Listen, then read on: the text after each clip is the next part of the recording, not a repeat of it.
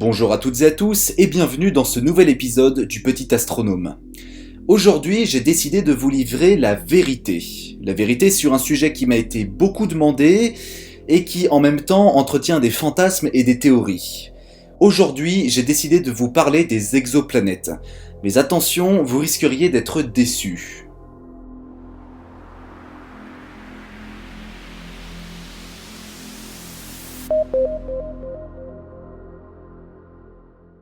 Avant de vous révéler cette cruelle vérité que les gens ne veulent pas entendre, on va d'abord faire un petit cours d'histoire.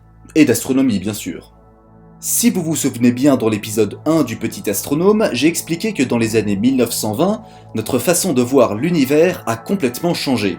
Avant 1920, on pensait que notre galaxie, la Voie lactée, représentait l'intégralité de l'univers observable. On a tôt fait de découvrir par le biais des travaux de Hubble. Non, pas ce Hubble-là, celui-là, voilà, que non seulement il existe des milliards d'étoiles dans notre galaxie, mais qu'en plus, la Voie lactée n'est qu'une galaxie parmi des milliards d'autres dans l'univers. Notre étoile est une naine jaune, une catégorie assez fréquente dans l'univers parce qu'environ 20% des étoiles sont des naines jaunes dans notre galaxie. La grande majorité sont des naines rouges, des étoiles petites et qui brûlent leur carburant très lentement. Par conséquent, ils peuvent vivre plusieurs dizaines de milliards d'années. Et les autres sont soit des étoiles naines, soit des géantes ou des supergéantes bleues et rouges, ou bien dans de rares cas, des étoiles à neutrons. Si la vie sur Terre a pu se développer, c'est en partie grâce à notre étoile. En effet, la Terre a un champ magnétique suffisamment puissant pour dévier les rayons dangereux de notre étoile. Et comme je l'ai dit, les naines jaunes ne sont pas les plus dangereuses de la galaxie. Avec une géante, une supergéante ou même des hypergéantes bleues ou rouges, là ça va être beaucoup plus compliqué pour la vie. Parce que le nombre conséquent de rayons solaires dangereux peuvent anéantir toute vie sur une planète et donc la stériliser. Si on y réfléchit, il est donc plus facile pour la vie de se développer sur des naines rouges ou des naines jaunes. Et des naines jaunes et rouges, il y en a partout dans l'univers. Alors l'idéal, ça serait une naine rouge, en effet c'est facile à former et ça brûle son carburant très lentement, donc ça peut vivre des dizaines de milliards d'années. Donc pour la vie, s'il n'y a pas d'autre problème, elle peut facilement se développer. Les étoiles naissent au cœur de nébuleuses. Ce sont de gigantesques nuages de gaz, tellement grands que leur taille se compte en années-lumière de large. La nébuleuse qui a donné naissance à notre Soleil a aussi donné naissance aux planètes et lunes du système solaire. En partant du principe que les nébuleuses sont constituées de gaz, de poussière cosmique et de métaux, il serait donc tout à fait envisageable de penser que d'autres planètes se forment et tournent autour d'autres étoiles. Et c'est justement ce que l'on se demandait après la révolution des années 1920. Notre façon de voir l'univers a tellement changé en 50 ans que la théorie des exoplanètes est passée de probable à possible. Seulement, on n'a aucun moyen de l'affirmer parce qu'on n'avait encore jamais découvert d'exoplanètes. C'est un petit peu comme les aliens, je veux dire. Aujourd'hui, la grande majorité de la communauté scientifique s'accorde à dire que la probabilité de l'existence d'une vie extraterrestre est très certainement non nulle. En d'autres termes, le fait que l'on soit seul dans l'univers est statistiquement et mathématiquement impossible. Seulement, on ne peut pas l'affirmer parce qu'on n'a encore aucune preuve de l'existence des extraterrestres. Eh bien, c'est la même chose avec les exoplanètes. Et ce jusqu'en 1990. Cette année-là, l'astronome polonais Aleksander Volczan découvre un pulsar du joli petit nom de PSR B1257+12, mais il sera renommé quelques années plus tard LISH. En analysant ce pulsar, Alexander détecte plusieurs anomalies qui suggéraient la présence de planètes gravitant autour de l'étoile. Pour rappel, un pulsar est une étoile à neutrons qui tourne très vite sur elle-même. En l'occurrence, ici, ce pulsar tourne 6646 fois sur lui-même en 1 minute. C'est rapide. C'est rapide quand même. Et quelques temps plus tard, cette hypothèse se confirme. Alexander a effectivement détecté des planètes qui tournent autour de cette étoile. Cette découverte a stupéfié plus d'un astrophysicien. Certes, détecter une exoplanète n'était presque plus une surprise, on savait qu'il en existait, c'est raccord avec le principe même des nébuleuses solaires. En revanche, en découvrir autour d'un pulsar, un type d'étoile très instable, c'est troublant. Mais cela confirme les théories des astronomes. Non seulement il est possible de détecter la présence d'exoplanètes, mais en plus, il devrait selon cette logique en avoir un petit peu partout dans la galaxie et l'univers tout entier. Au final, 4 exoplanètes vont être découvertes en 1990, mais il faudra attendre plusieurs années avant leur confirmation. En 1995, l'astronome suisse Michel Mayor de l'Université de Genève découvre la toute première exoplanète gravitant autour d'une étoile similaire au Soleil. Cette exoplanète tourne autour de Pégasi 51, une étoile qui, d'où son nom, se trouve à 51 années-lumière de la Terre. Et non, ça n'a rien à voir avec le Pastis 51. Quoique, si on pouvait nommer un objet qui s'appelle Pastis 51, je crois que je tiens un truc. Depuis 23 ans maintenant, on a découvert près de 4000 exoplanètes, ce qui fait qu'on en découvre plusieurs par semaine. Les exoplanètes sont à la fois telluriques comme gazeuses, avec à peu près la même structure que nos planètes à nous.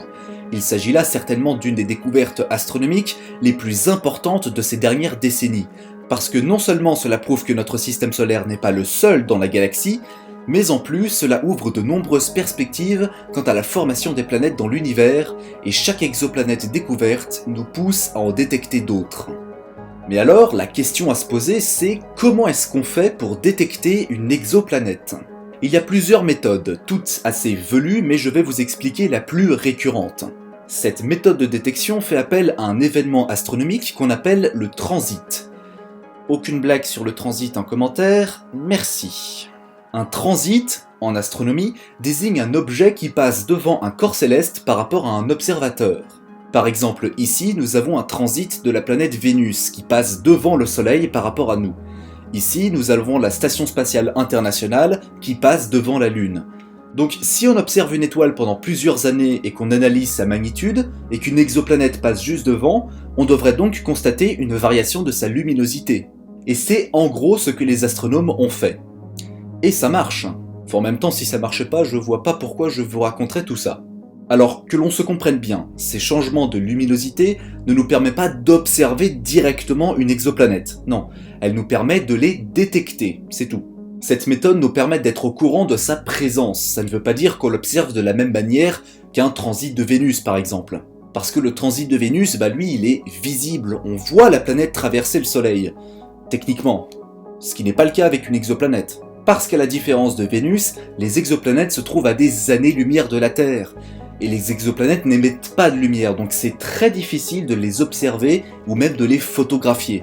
Et là, on va commencer à rentrer dans le vif du sujet.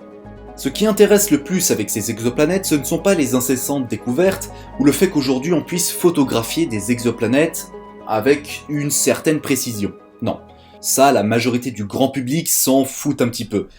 Non, le mot qui revient tout le temps quand on parle d'exoplanètes est toujours le même. Les extraterrestres. N'allez pas me faire croire que si la plupart des gens lisent des articles sur les exoplanètes, c'est pour voir les résultats des analyses scientifiques. Non, eux ce qu'ils veulent voir, c'est savoir s'il y a une civilisation extraterrestre sur telle ou telle planète. La plupart du temps, ça se passe comme ça. Imaginez une équipe de chercheurs, principalement des astronomes, qui sont en train d'analyser la magnitude d'une étoile dans la constellation de Perceval. Cette étoile s'appelle Slooby 325. Je fais ce que je veux.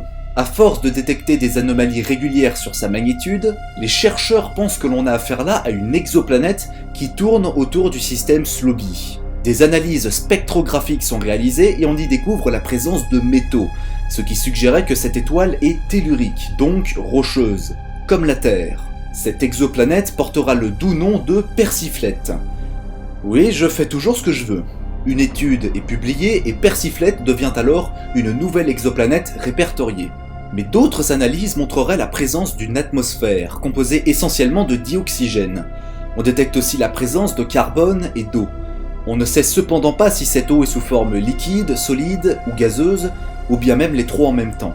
On sait juste qu'il y aurait de l'eau. L'étude est alors mise à jour et les modifications sont publiées.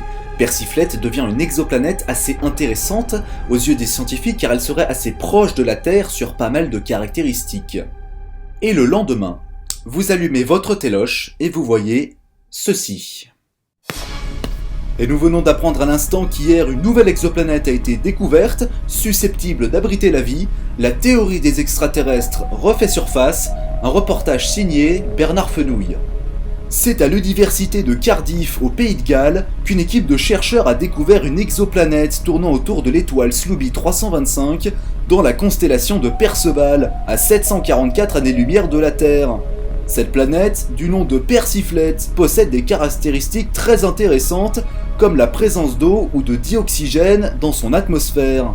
Pour l'instant, la vie extraterrestre n'a pas encore été détectée, mais qui sait un jour, les scientifiques vont peut-être y découvrir une civilisation alien. Voilà, alors bon, pour tous ceux qui n'ont pas encore compris cette parodie de reportage transpirant le sarcasme, je vais vous la faire assez courte. Les histoires d'extraterrestres sur les exoplanètes, c'est de la merde. Tous ces articles sur telle ou telle planète susceptible d'abriter la vie sont fausses ou en tout cas mal interprétés. Lorsqu'une équipe de chercheurs détecte la présence d'eau ou d'oxygène dans une planète, enfin une exoplanète, elle publie un rapport et ça dit « On a découvert de l'eau et de l'oxygène », point. En aucun cas dans ce genre de rapport on ne parle d'extraterrestres, parce que ces rapports scientifiques sont très précis, on ne parle pas de choses que l'on ne sait pas. Il y a même de nombreuses exoplanètes où on ne sait même pas s'il y a de l'eau, on suggère la présence d'eau. Et pourtant, il y a quand même certains médias qui vous arrivent à faire « Une planète susceptible d'abriter la vie a été découverte ». J'en avais déjà parlé dans l'épisode 8 du Petit Astronome, ce n'est pas parce qu'il y a de l'eau qu'il y a forcément de la vie. De plus, l'apparition de la vie, et surtout la vie intelligente, est un gigantesque parcours combattant cosmique nécessitant des caractéristiques très précises et une chance insolente. Et la vie ne se contente pas que de l'eau, elle a besoin de plein d'autres éléments essentiels.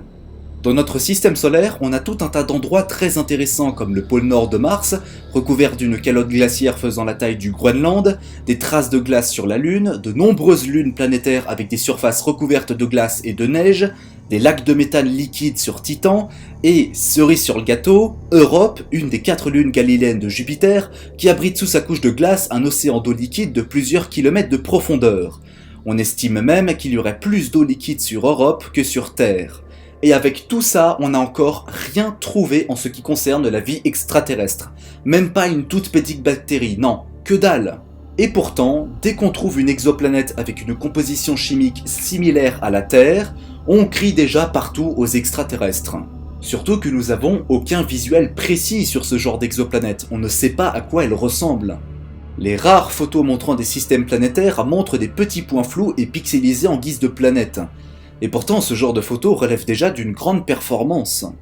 A noter aussi que de nombreuses images comme celle-ci sont des représentations visuelles faites par des artistes, ce ne sont pas des photos.